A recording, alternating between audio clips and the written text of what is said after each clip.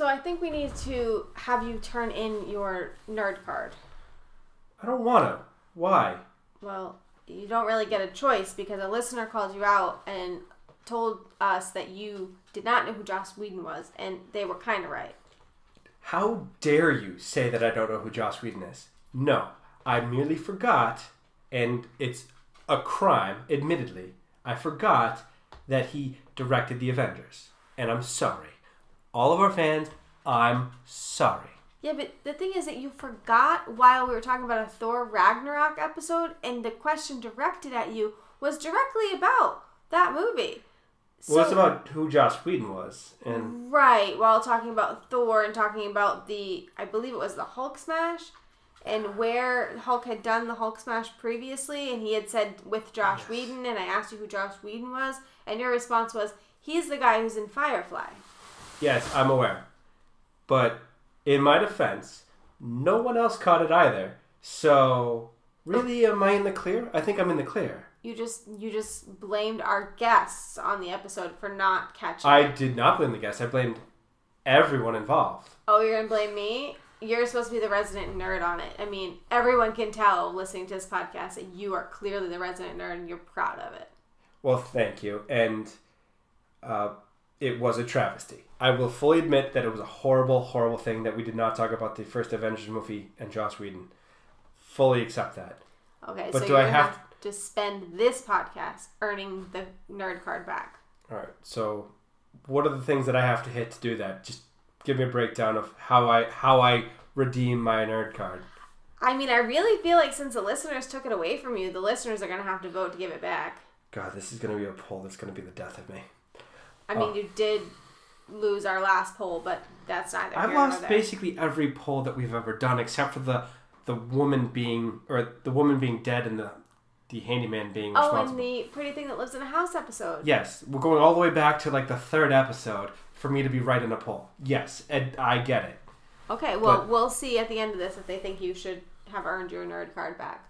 Well, I really hope to. I mean, this movie has so many nerd references and so many just video game and comic book and extra things in it, and there's a whole lot of superheroes that have nothing to do with this movie that are in this plot or in the movie. I mean, you have 5 or 6. How about you first mention what movie you're talking about because you haven't titled it? Yes, I have not. We have not talked about the movie. It's Scott Pilgrim vs. the World. Now, this is Cinematically Correct. I'm Tyler. I'm Shay. And again, it's Scott Pilgrim vs. the World. It's a movie starring Michael Cera. And right off the bat, I'm not a fan. We know from Sausage Party and my also mistaken Jesse Eisenberg for Michael Cera. Right, so I think the podcast is fully aware of your disdain for Michael Cera, who is basically you, less pretentious, but you. I just don't see he's so socially awkward, and then just he does the same thing every movie he's ever done. Okay, but you said, same movie, you said you liked Aubrey Plaza because she plays the same character in every movie. Yes, because she's a dark indie chick.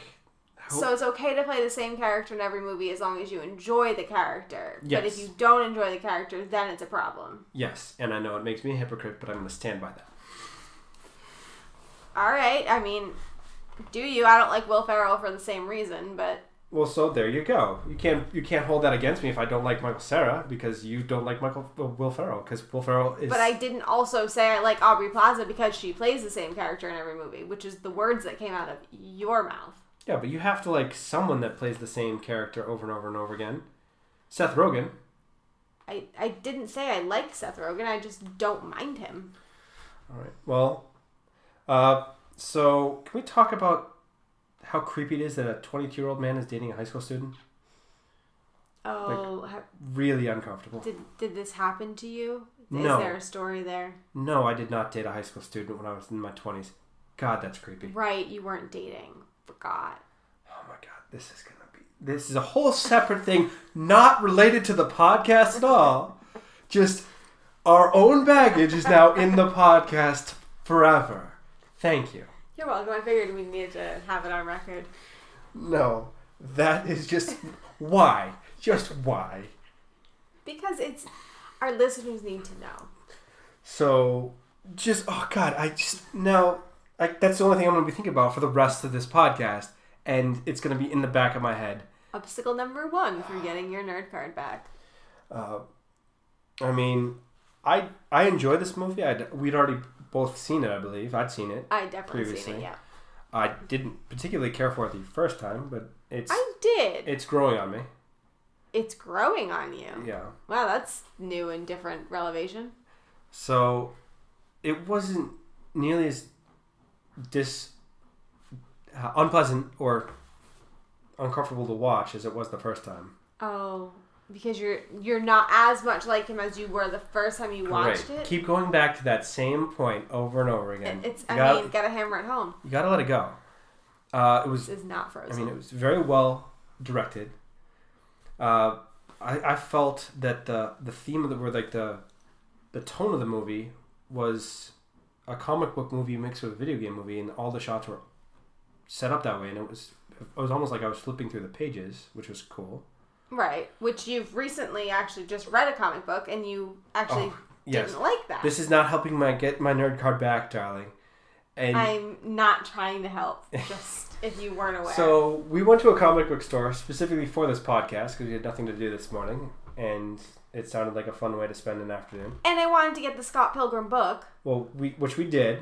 Right, but so you read a comic book today. Yes, I read about Green Arrow, and I guess I've grown accustomed because I don't really read comic books regularly, which is not helping my cause. But I'm used to the flow of an actual book where you read left to right, down the page, next page, left to right, down the page. Where this one, it seemed like some of the pages were split between two of them, so you had to read across the whole book, which threw me for a loop. It was not something I was prepared to handle. So you enjoyed that kind of format, though, in movie form? Well, I think they did a much better job presenting that type of format in terms of... because it was mixed video games with the comic book. Yeah, I mean, like the words on the screen that popped up, that reminded me of like old school Batman. Oh, the intro credits, or I thought you were talking about the credits where there was like the digital. No, that reminded me of Star Wars. But well, the POW and all like the notes that he's playing on the bass does go back to the comic books. I will give you that. It's the Adam West Batman. Yes. The POW. That's what it reminded me of when I first saw it. So, then he was Michael Cera was born to be this one awkward character. And then he had a pretty cool roommate. Yes, we had to talk about the roommate, who you said looked like Macaulay Culkin. Yes, and it drove me crazy. And I said he looked like Macaulay Culkin, because he does, and because he's his brother. We found out that Macaulay Culkin has a brother, and he acts, so it's an acting family. Yeah, who knew? I mean, I don't know of him in anything else that I can think of. Well, it's like the Hemsworth brothers. Hemsworth. Whatever, however you say it. I don't... I mean, really, you're just going to keep butchering everything from that universe. It's just... Sure. I don't know how to pronounce that really difficult last name. Sure. Uh-huh. Okay, anyways.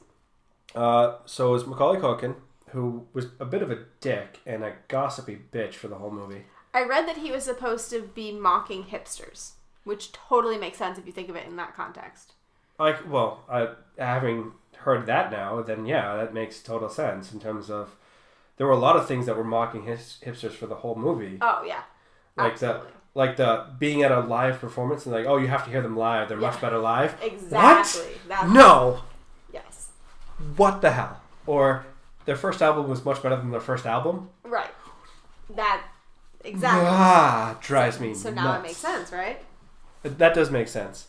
The other character that's introduced right around that time is Anna Kendrick, which I didn't realize was in this movie. Even though I'd seen it before, I forgot that she was in it. The little big sister somehow, where they screwed that up, where she's supposed to be the younger sister, I guess, but she's older than Michael Cera, and no one is going to think that Michael Cera is the older brother to anyone ever. Well, and she acts like a mom, so it's very older sister-y. Yeah, she definitely has an older sister vibe for that in terms of I mean, that's just right. Like calling immediately and be like, "Why'd you do this? I heard you're dating a high schooler." Like, the whole thing. No, my sisters don't ever call me like that. Like, that's just not. I don't. But me being an older sister, I do call my sister and do that. Yeah. So very older sistery. Oh, I totally agree because I would not understand that dynamic because I've never had an older sister, so I just have younger sisters, and right. It's a very different dynamic there. Yeah, but I mean, I was really shocked to see Anna Kendrick just because I just did not remember her in this movie at all. So. Well, there are so many people that I didn't remember were in this movie. I mean, Chris Evans, for God's sakes. I mean, Captain America. How did you not remember him in this movie, though? I don't remember. I watched this movie one time, like almost 10 years ago. Okay, so all right, Chris Evans is Captain America in this movie. Or well, he's not in this. No, he's in this movie as an evil ex. And he is. He has played Captain America. Yes. And also the Human Torch. Just throw that out there. I don't think I've seen that movie, and I don't think I'm sad about it. You've never seen the Fantastic Four? I really don't remember. I keep looking at that movie, like when you see like the ads out there or whatever from like a long time ago. And I'm like, I feel like I had to have seen it, but then I look at it again. I'm like, I didn't. I didn't. Jessica Alba, Chris Evans. Yeah, I know who's in it. Michael Cera. Maybe it just didn't make a good impression. No, it was not a great movie. Admittedly, it was a mediocre superhero movie. I mean, most of them are much better than that. And I've heard rumors that the company that owned the rights to the Fantastic Four kept making bad superhero movies just to keep the rights. Because they had to produce a movie every couple of years, otherwise they would revert back to, I guess, Marvel. Oh. And so they would keep making bad movies. Anyway, can we talk about Chris Evans' eyebrows? Holy God. I actually wrote that down. I literally wrote, Chris Evans' eyebrows are insane. I literally wrote where that. did I write? What did I write? Right there. Those eyebrows, question. What the hell? I mean, at least now I know I don't have to have a conversation with you about the way that you should not do your eyebrows, because I was thinking about it. Wasn't sure. Oh my God, this is an ongoing issue that, again, is not related to our podcast in any way. I just want to state that definitively, that her hatred of my haircuts over the time that we've been dating has no bearing on this conversation. But doesn't it, though? No, it doesn't. How is that related to a movie about an awkward guy in a band? You brought up the eyebrows. You did this to yourself. Those are eyebrows, not hair. It's not the same. Okay, so anyways, basically, we never really gave a premise of the movie, but all right. Overall arching premise of the movie is Scott Pilgrim is dating a younger girl, Knives Chow, and ends up seeing another girl, Ramona Flowers, in his dreams. Somehow they interact. Well, she actually weirdly acknowledges him in his own dream. I don't know how that works. Yeah, I don't know if it was part of the whole mind control situation, but whatever. It was really weird. Anyway, he meets said dream girl, Ramona Flowers. In real life. End up kind of hitting it off weirdly after he... Oh, no.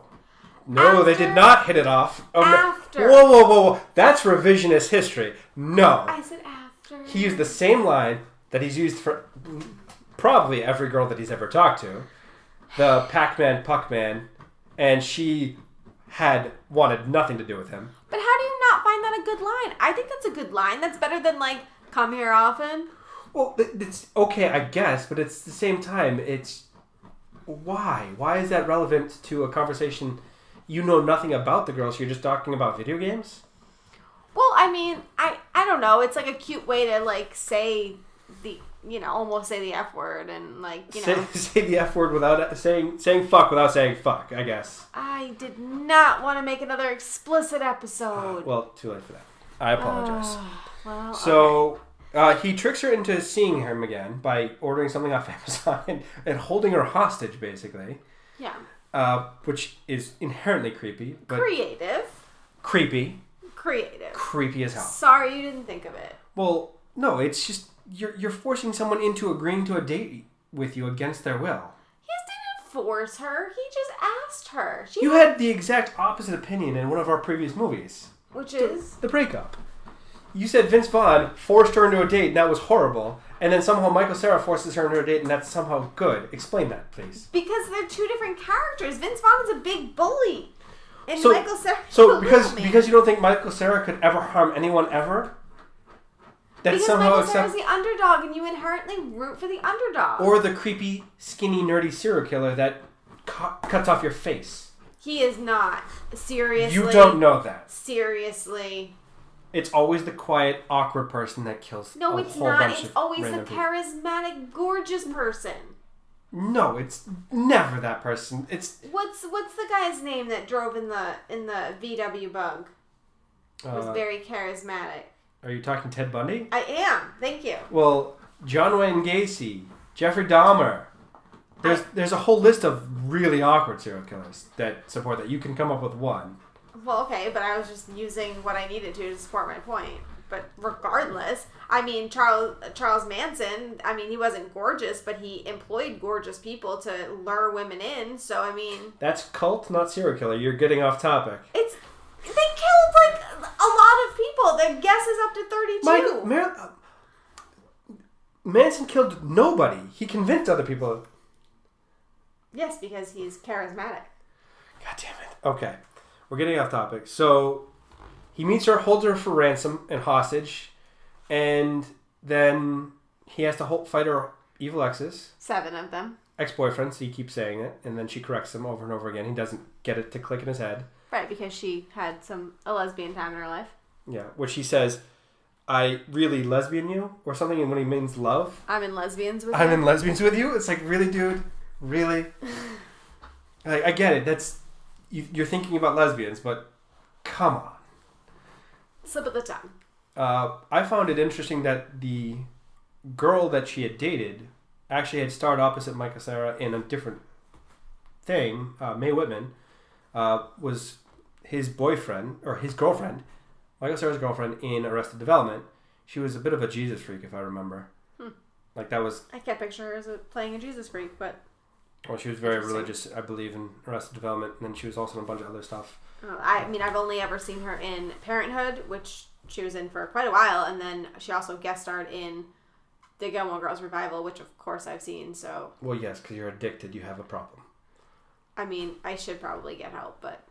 Yes, we have to talk to you about it, that at some point the Gilmore Girls obsession is a little bit unhealthy. Thank you, but... So, yeah, there's a lot of people that I'd seen other places in this movie that I'm just remembering. Chris Evans, Captain America. Ramona Flowers was Bruce Willis's daughter in Die Hard. Oh, interesting.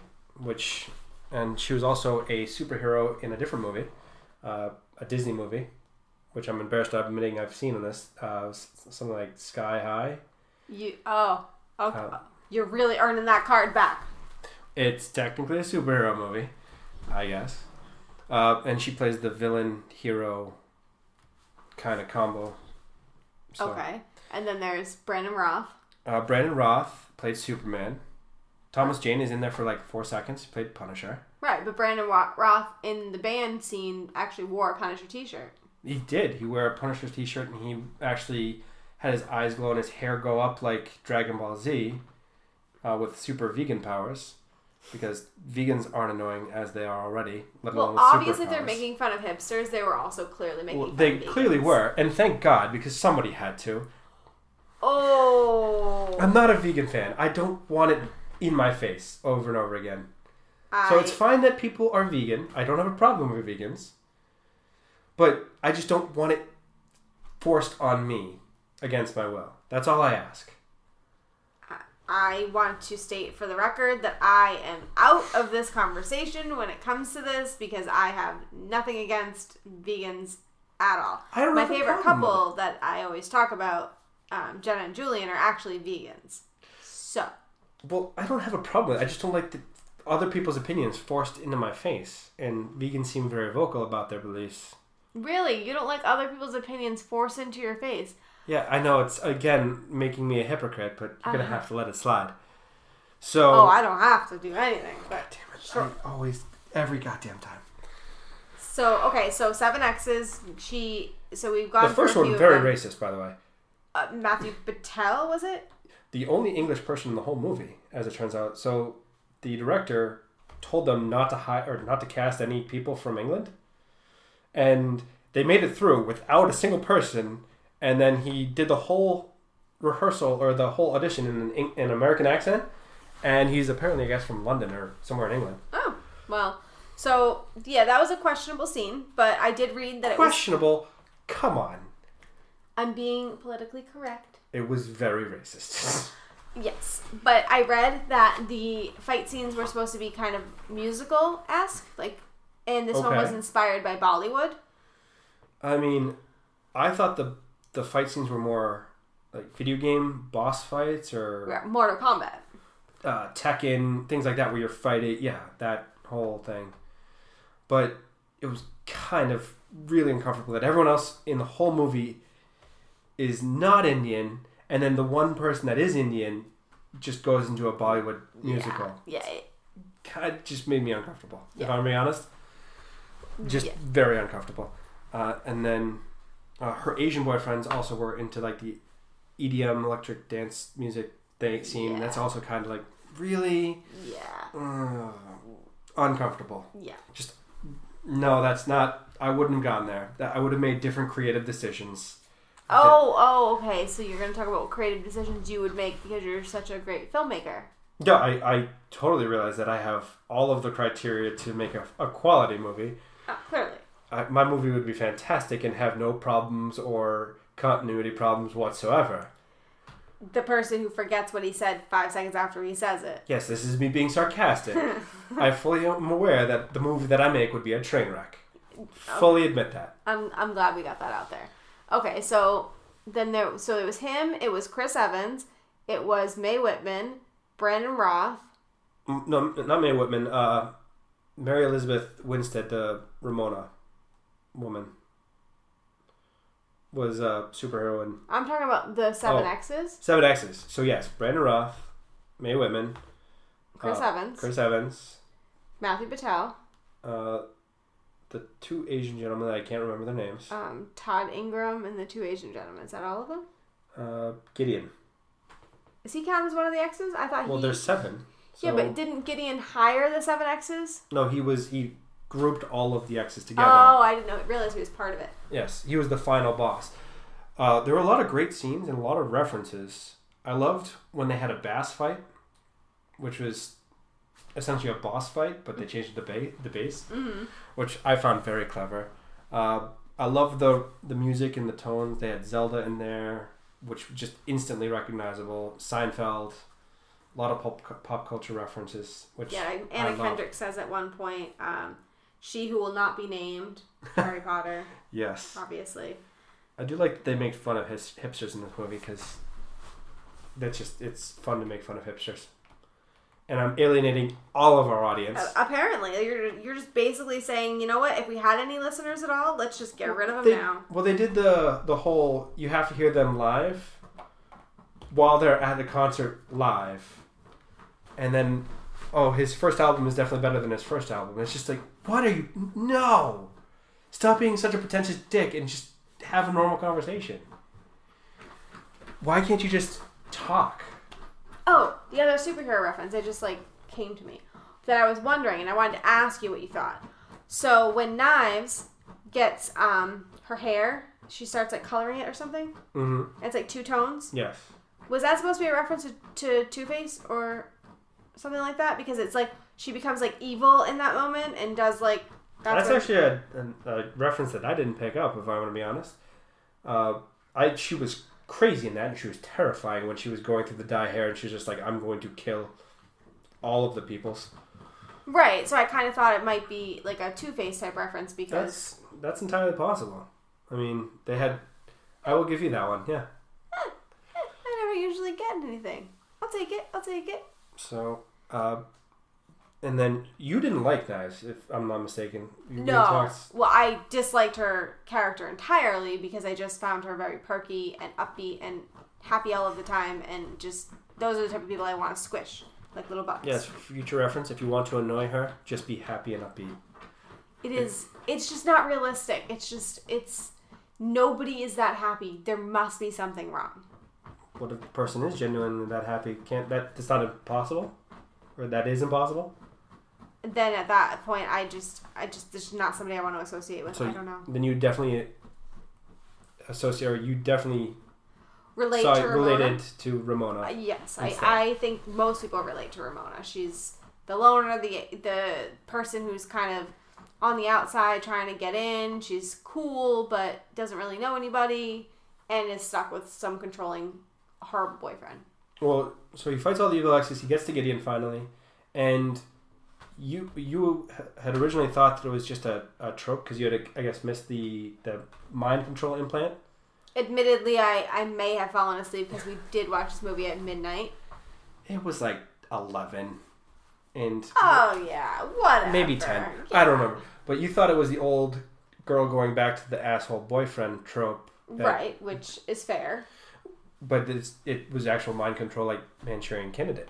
First podcast movie, actually. How many callbacks were we going to make to the other podcasts? All of the callbacks to all of the podcasts, clearly. Clearly. I mean, have to. But yeah, so it was very similar in that respect that it was kind of mind control-y, and he was almost like benevolent when he came across to Scott Pilgrim. Like, he was very nice, and he was offering to sign their band and all of these things, and it was like creepy how nice he was being given what he was doing. Well, he was one-upping Scott Pilgrim and putting himself above him, which is a dick move. And just awful. But right.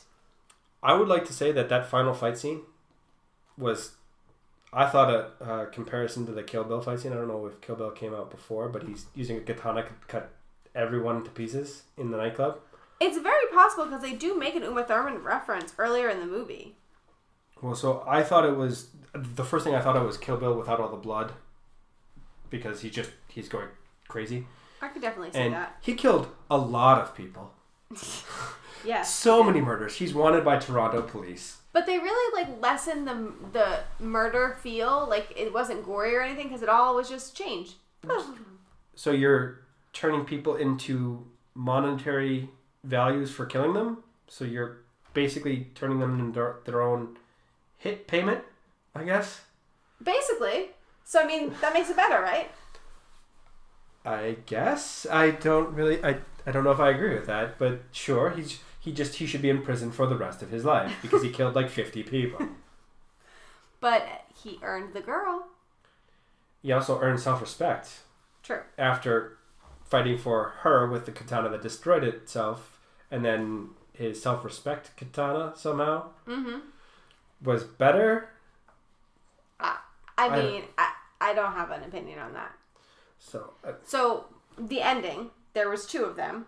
Yes, we have to talk about that. So, right. So the ending that's in the actual movie that we saw was he ended up with Ramona, which I feel is what needed to happen because he just fought all of those people. He better end up with a dang girl. Well, she tried walking away, and I was basically like, oh, hell no. Hell no. Right. But then the alternate ending, he ends up with knives, and it's so cringeworthy. No, it's just not. It was bullshit. The ending, the alternate ending, bullshit. It was like, da-da-da-da-da, and they dance together. They do the Dance Revolution video game at the arcade. I can't. That made me actually throw up in my mouth. Yeah, it was awful. So they made the right decision on that. Yes, they did. So overall, what did you think of the movie? I'll give it a 7. All right. I mean, I actually liked the movie, so I'll say 8. I liked the movie. Sure. I like the references. I really do enjoy references. So before we end, I did want to do the audience ask section real quick. So Zero Supervision asked, it seems to me that a couple people within the film get friend zoned. Knives, Scott with Ramona, at least in the beginning. Within that, could you explore what it means to be friend zoned, or times that you've been friend zoned, or how to get out of the friend zone? So, to me, the friend zone means you are, as typically, as a man, it can be a woman, but as a man, generally, you are there for the girl in terms of moral support, talking about her feelings, all that stuff, but you have feelings for her in a romantic way where she does not return them, and there's no getting you out of that because by and large women don't change their mind. Okay. In that regard. But so you can't get out? It's very difficult if you can at all get out, is the stereotypical definition of the friend zone. So are you going to write a book? I don't know, because apparently I got out of the friend zone, and I'm available to teach classes It's only like $50 per person. I mean, admittedly... I'll come up with a syllabus, the whole thing. It'll be very professional. Before anybody actually buys into this, it admittedly was pretty awful how you broke out of the friend zone. It did take you 7 years. It took me a while, admittedly. There's no quick solution to get out of the friend zone. The best you're going to hope for is years and years down the line. Right, but there's hope. And we're now giving false hope because by and large there's no hope. But now all those people listening have false hope that you can get out of the friend zone. Well, people need something to live for. Okay, so then the other question is, it's from Song Appeal Podcast, and he says, I wrote a draft of my episode on the MCU themes and movies that included what is a superhero movie, what makes a movie not a superhero movie, but that happens to feature a superhero. I wondered, is Scott Pilgrim a superhero movie without a superhero? Well, he does things that are not something that I could do, because it's definitely inspired by video games or superheroes, because he has... Like, pull a sword out of his chest? Or, like, fly through the air and kick a person's head off. Oh, yeah, that's right. He gets thrown into a building and he crashes into it and doesn't die. So if he is a superhero, though, what's his power? I took it more that he's a character in a video game, which is, I think, what the people intended. So it's a movie that had people that were superheroes in other movies, but it's not actually a superhero movie because it's more tied to a video game or comic book. This is a very confusing genre. Yes. I hope I never have to go look for another movie because I'll have to. It's the one genre. It was the one movie in the whole genre. It's the comic book video game. It gets its whole shelf. So it's its own separate thing. So it's not a superhero movie. In the Sucker Punch doesn't count as like a movie like this. Well, that is a similar movie, but this one's more defined in its niche. Well, right, because Sucker Punch is more about a twist where there's altered reality versus this is trying to be more a comic book or video game style because it's based off of the graphic novel, but it's not really a superhero movie. And this isn't really based off a graphic novel because the graphic novel was actually written during and mostly after the movie was filmed. So... Okay, well, what have you. It's just, it has its own very separate niche rather than... I mean, Sucker Punch is more of an alternate reality based on whether she's lobotomized or not. Right. So that is different. That's more in line with Shutter Island in terms of altered reality. You're really name dropping those movies hoping for that nerd card? Yes, I am. Shamelessly. Well, the voice crack really helped your cause. Excellent. You're welcome. So, okay, so... I spent my whole day talking. What do you want from me? Oh. Okay, so those were the audience asked questions. We actually got a ton. So I think this week we're probably going to release at least one more answer out on Twitter. So if you guys don't follow us, we're CinematicallyCorrect on Twitter. And you can find out what one of the other questions are. And you can also ask questions for future episodes. So what are we doing next week? Next week, Clockwork Orange. I'm excited. I've never seen it. I have none either. I'm actually really excited because we had a Stanley Kubrick discussion on Twitter a few weeks back with a few of our listeners, and it seems like it's going to be an amazing movie. Well, based off the research I've done, it seems very dark and the trailer was trippy. Yeah, so it's trippy and dark, which I'm totally down for. Yeah, I'm totally in. So I did want to do my thank yous to Jake at Athos Music for our intro and outro. And I'm looking forward to Clockwork Orange next week. This is Cinematically Correct. Have a good night.